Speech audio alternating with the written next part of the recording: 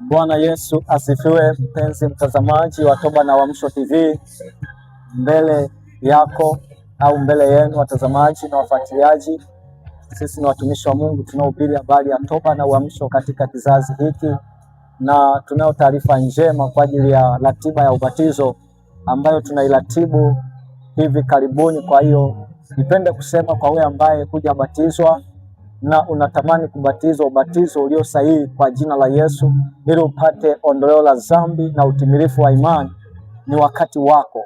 Hata kama uko nje ya Dar es Salaam, uko nje ya Tanzania, utachukua namba zetu zitapita hapo chini na tutafanya mawasiliano, tuone njia nzuri ya kukufikia ili uweze kubatizwa. Niko na mchungaji atasema kidogo naye neno la ubatizo, na Mungu awabariki sana. Karibu mtumishi wa Bwana. Amen. Shalom, shalom. Amen. Tumepewa neema ya kubatiza ubatizo kwa jina la Yesu, ndio ubatizo ulio sahihi. Kwa tunakukaribisha wewe ambaye ulibatizwa kwa jina la Baba na Mwana na Roho Mtakatifu.